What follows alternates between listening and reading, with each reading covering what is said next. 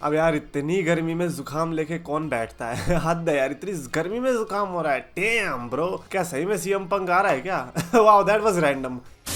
तो क्या जो मैं चैंपियंस ऑफ द वर्ल्ड में हूँ 3DX चेतन, एंड मैं इसी से शुरुआत कर लेता हूँ। रॉ के बारे में भी बात करेंगे, बट सीएम पंक की अगर बात आ रही है, that has to be the priority. Because अभी रात में, मतलब रात में ऐसी अपडेट आई कि सुबह उठ के मैं रॉ देख रहा हूँ, ट्विटर पे जाके पता क्या चल रहा है, that CM Punk was back stage. यह थोड़ी देर के लिए वो बैक स्टेज पे गया था। इनफैक्ट टमीना के साथ तो कॉन्वर्जेशन वाली वीडियो भी है कि वो उनसे बात कर रहे हैं। और ये भी पता चला PW इनसाइडर की तरफ से, बाय द वे, कि ऐसा सोर्स जो कि मैंने कभी देखा ही नहीं कि गलत हुआ है, उसने ये बताया मल्टीपल रिपोर्ट्स में कि यार सीएम पंक जो है बैक स्टेज में पर्सनैलिटीज से मिले हैं, लाइक ट्रिपल एच से थोड़ी मीटिंग हुई है। इवन दमेज के साथ जो इनका इश्यू रहा था, रिमेंबर, सऊदी अरेबिया वाला, और उसके पहले से सीएम पंक इज सॉल्टी, तो उसके बारे में भी उन्होंने जो है अपनी एयर क्लियर कर दी। यानी कि सीएम पंक और मिज के बीच में अपेरेंटली अब कुछ भी नहीं है ना। जो भी हुआ उससे ये पता चल रहा है, जैसा मैंने पहले कहा था, मैं आपको बहुत पहले से कह रहा हूँ, काफी लोग कह रहे हैं कि सीएम पंक को WWE में नहीं आना चाहिए क्योंकि ऑल एलीट रेसलिंग में हमने उनका बिहेवियर देखा है। Bro, that is all elite wrestling, are you kidding me? अगर मैं होता, मेरा बिहेवियर भी ऑल एलीट रेसलिंग में अलग होता और WWE में अलग होता। और अगर WWE में अलग, लाइक ऑल एलीट रेसलिंग जैसा करने की कोशिश भी करोगे, दो थप्पड़ मार के तुम्हें कोई गिरा के सुला भी देगा। और ये मेरे को क्लियर दिख भी रहा है। एंड सीएम पंक का रिटर्न होना मेरे हिसाब से वो बहुत अच्छी चीज होगी। एंड ऑलरेडी एक पॉजिटिव वाइब्स मेरे अंदर से आ रही है एटलीस्ट, दैट चलो यार कुछ अलग होने वाला है फाइनली। यार मैं सही में बता रहा हूँ, इफ गॉड एग्जिस्ट्स तो एटलीस्ट सीएम पंक को तो बिलीव करना पड़ेगा। बिकॉज अगर आप रिटर्न करने वाले हो then it's a big deal, क्योंकि किसी को इतने मौके नहीं मिलने वाले आफ्टर ऑल दीज फंबल्स, है ना। जो 2014 में जो भी हुआ, उसके बाद UFC हुआ, उसके बाद आपका ऑल एलीट रेसलिंग, और उसके पहले WWE बैक स्टेज में आना, और उसके बावजूद आपका यहाँ पे रिटर्न होना मेरे हिसाब से बहुत बड़ी डील होगी। और आपको इसको अच्छे से हैंडल करना पड़ेगा दिस टाइम। और अगर नहीं किया तो फिर तो आप पिटने के लिए तैयार ही हो जाओ। My honest reaction to that news is I want that, I want CM Punk. I don't care what people say, but इस केस में मेरे को ऐसा लगता है मैं किसी की नहीं सुनना चाहता, बट मैं सीएम पंक का थीम सॉन्ग सुनना चाहता हूँ WWE के अरीना के अंदर। आप लोग कितना ही कह लो ऑल एलीट रेसलिंग में कैसा रिएक्शन मिला, इट डजंट मैटर। WWE में आके सिनेरियो चेंज होगा, और ये बात याद रख लेना, क्योंकि कोडी रोड्स को जैसा रिएक्शन मिला है, I am telling you, Cody Rhodes से 10 times better reaction CM Punk को मिलेगा। एंड नॉट सेइंग कि वो सिर्फ पहले दिन वाला रिएक्शन, कंटिन्यूस रिएक्शन मिल सकता है। तो ये I am really hoping for the best, finger crossed, and let's hope कि सीएम पंक जो है WWE के अंदर देखने को मिले। दैट बीइंग सेड, अभी हम रॉ की तरफ बढ़ते, क्योंकि रॉ में भी एक अर्थ शैटरिंग अनाउंसमेंट देखने को मिली थी। ट्रिपल एच ने थोड़ा टोनी खान बनने की कोशिश करी और अनाउंसमेंट देने के लिए आ गए थे, और उस अनाउंसमेंट से ही शुरुआत कर लेते। हालांकि वो बीच में थी, मेरे को पहले ऐसा लगा कि CM Punk is coming, because CM Punk के रूमर्स मैंने पढ़ लिए थे। तो फिर नहीं, सीएम पंक नहीं था, क्योंकि उन्होंने ड्राफ्ट के बारे में बात करनी शुरू करी, रोमन रेंस के टाइटल रेन के बारे में। एंड देन पता क्या चला कि new championship has been announced, world heavyweight championship is back. ओ भाई, world heavyweight championship, are you kidding me? कितने टाइम के बाद ये टर्म यूज कर रहा हूं मैं। लास्ट टाइम ये कब यूज करी होगी हमने? 2014-15 में।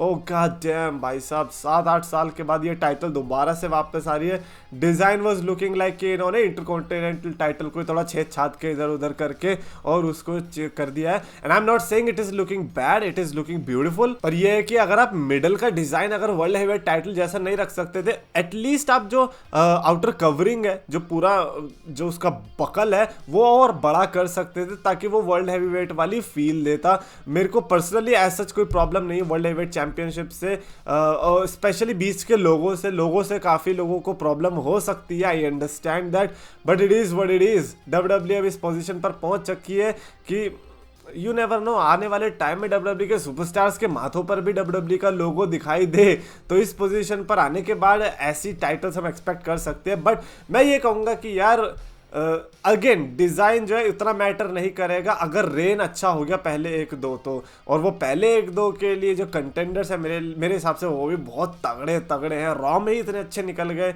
तो I mean it's going to be amazing. कल जो वीडियो आएगी उसमें मैं आपको बताऊंगा मेरी पिक्स कि कौन वर्ल्ड हेवीवेट चैंपियन बनना चाहिए इनॉग्रल। बाकी ओवरऑल तो आप जान ही गए हो कि यार वर्ल्ड हेवीवेट चैंपियनशिप, हाँ मैन आई लाइक इट, यानी कि अनडिस्प्यूटेड चैंपियनशिप अलग रहेगी और ये वर्ल्ड हेवीवेट टाइटल अलग रहेगी। बाय द वे इस टाइटल के लिए ये लोग कह रहे थे कि यार ये बंदा कहीं भी जा सकता है, कहीं पे भी डिफेंड कर सकता है, तो वो थोड़ा देखने वाली बात होगी कि उसके कहने का मतलब क्या है।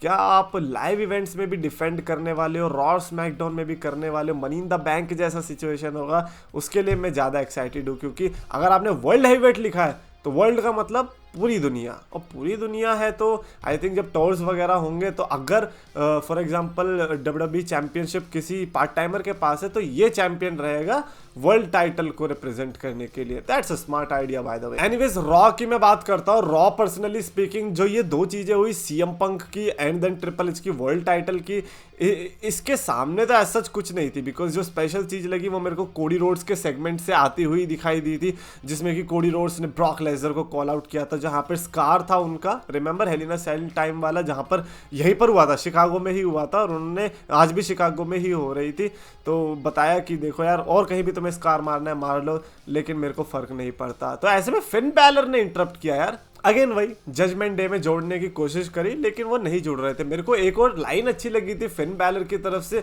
जिसको रिएक्शन नहीं मिला, जो कि काफ़ी अनफॉर्चुनेट था क्योंकि लाइन काफ़ी अच्छी थी। उन्होंने बताया कि किस तरीके से रिया रिप्ली है, डेमिन प्रीस्ट है, डोमिनिक मिस्टीरियो है जो कि अपने पापा से बेटर हो गए हैं, जो कि आपको भी ट्राई करना चाहिए थोड़ा। ओ भाई साहब, वो सुनने के बाद लिटरली कोडी रोड्स के दिल पे लगी होगी, लेकिन वो लाइन को रिएक्शन नहीं मिला। आई थिंक वो उसकी डिलीवरी जो थी वो काफ़ी पहले की लाइनों में खो गई थी। I understand that. खैर जिसके चलते यहाँ पर मैच अनाउंस होता हुआ दिखाई दिया, मैच भी हुआ which was not the main event. I am surprise किया कोडी वर्सेस बैलर मेन इवेंट नहीं है, तो क्या सीएम पंक तो नहीं यार, मतलब वो जो होप थी अब वो कंटिन्यू रहेगी क्योंकि एक तो शिकागो में हो रहा है, सीएम पंक के रूमर्स आ चुके हैं, वीडियो दिख चुकी है, तो हम कैसे ना एक्सपेक्ट करें। तो ऐसे में कोडी वर्सेस बैलर का मैच हुआ, मैच वाज गुड अगेन वही गुड वाली बात, इसमें कोडी रोड्स ने यहाँ पर मैच जीता। उसके बाद भाई सेलिब्रेशन तो ऐसा था जैसे ब्रॉक लेसनर को ही हरा दिया। वेट करो कोडी भाई, कोडी नेक्स्ट वीक ब्रॉक लेसनर भैया भी आ रहे हैं, इस बार हमें बढ़िया सा ब्रॉल चाहिए। उसके अलावा ऊसोस की स्टोरी लाइन भी काफी बढ़िया लगी। ऊसोस ने एलडब्ल्यूओ को तो हराया, साथ ही साथ बैक स्टेज में सैमी ज़ेन ने जे ऊसो के कान भरे दोबारा से,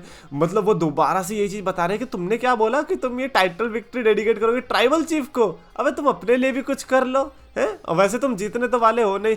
जिसके चलते जे ऊसो को सेल्फ डाउट आया और उन्होंने क्या बोलते हैं जिमी और सोलो के पास जाके ये चीज कन्फेस करी कि यो जिमी अगर हम हार गए तो क्या होगा, जिसके चलते जिमी ऊसो को भी गुस्सा आया। जिमी ऊसो ने सैमी ज़ेन को कन्फ्रंटेशन करा। आई मीन इट्स गोइंग स्ट्रॉन्ग। और आज का जो सेगमेंट्स थे ये ब्लड लाइन वाले, इट वाज गुड, मैं कहूँगा इट वाज गुड। और डेफिनेटली इस स्मैकडाउन में जो मैच होने वाला है टैग टीम चैंपियनशिप के लिए, उसके लिए बहुत अच्छा बिल्ड दे दिया है।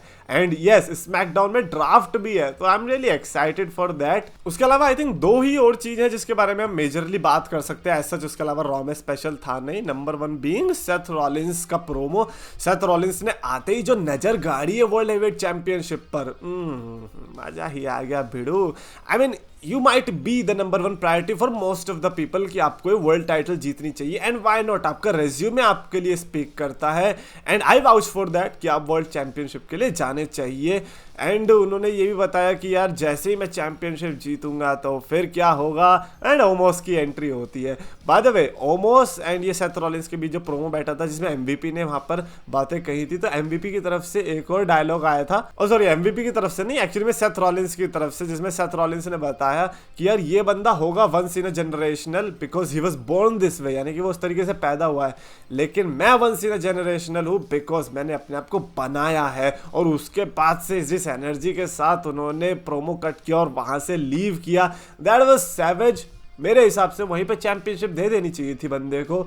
मैं तो कह रहा हूँ वो सब भी छोड़ो, उसके अटायर को देख के दे देनी चाहिए थी यार। I mean Seth Rollins is the only guy in WWE जो कि ऐसे लुक्स को किल कर सकता है, और उन्होंने किया भी, बट ओमोस को स्पीचलेस छोड़ दिया।